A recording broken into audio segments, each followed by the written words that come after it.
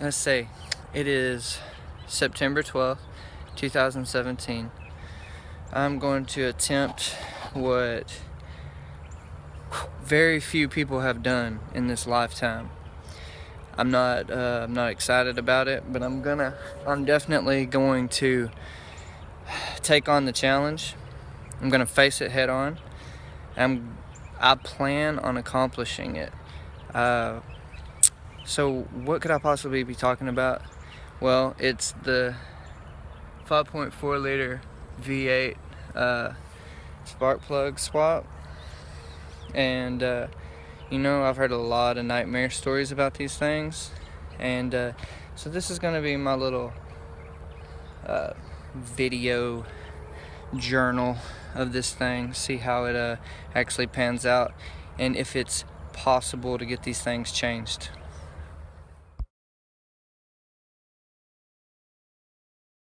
Alright, so I took the plug out of, I don't know what hole it is, number 1, number 2, front passenger side.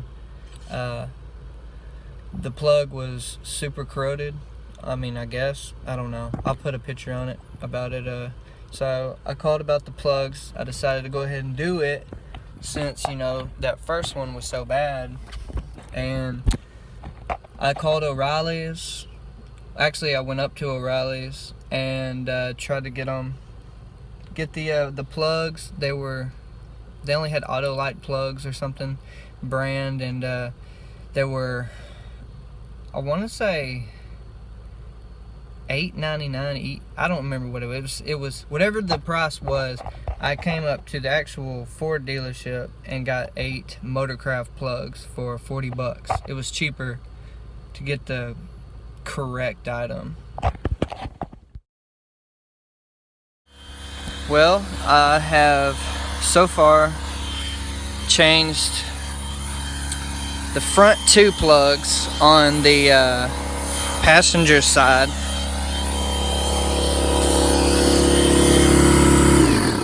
It wasn't that hard. I've heard some people say that you have to change out the fuel rail, or change it out, but take it off. So far, I haven't had to take it off. I've been able to get them out. I don't even know. You're probably not gonna be able to see that, but so far, anyways, I'm on the 3rd one back, and it's starting to sink in. It's getting real. So this is what I was nervous about, these back 4 really, but I shall prevail, hopefully. And what else did I do different?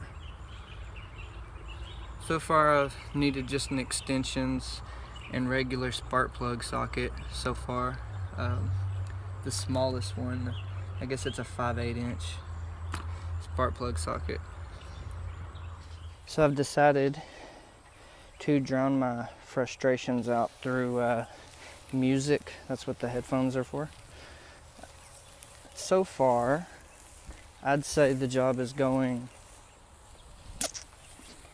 not as bad as I thought it would be.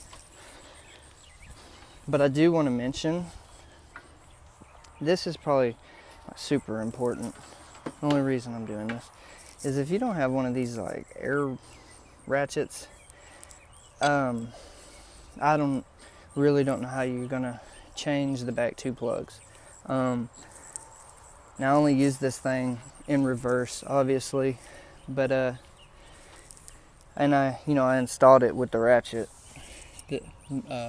but this is what I'm looking at now. And you've probably seen these thousands of times. You've probably searched 100 videos looking at these things.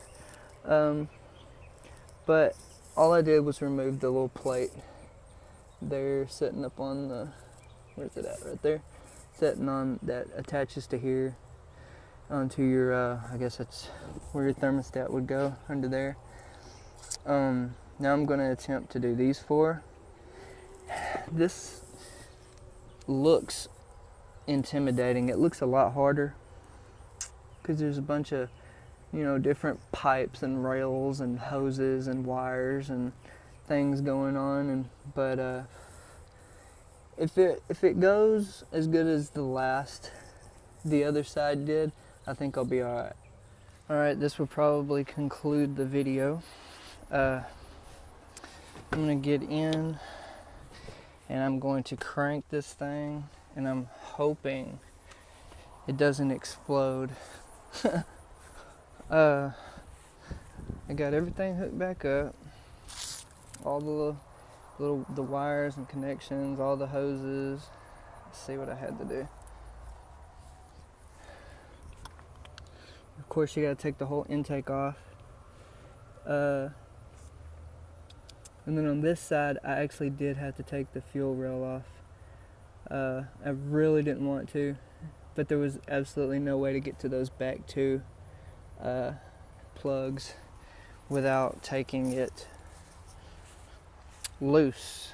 And some of the injectors stayed in there, some of them didn't. The O-rings were all good, so I put them back in. And now I'm about to crank it up and see if it leaks any fuel. So let's hope for the best.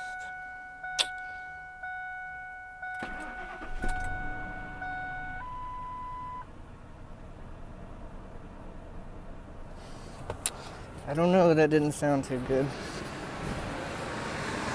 Look and see if there's leaking any fuel anywhere. It doesn't appear to be.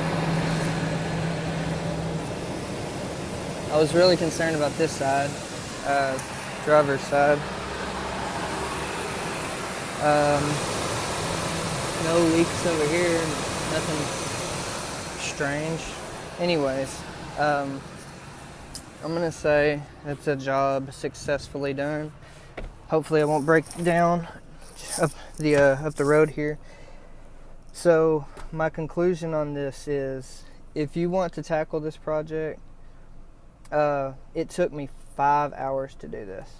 I started at 7:30 in the morning. It's 12:30 now.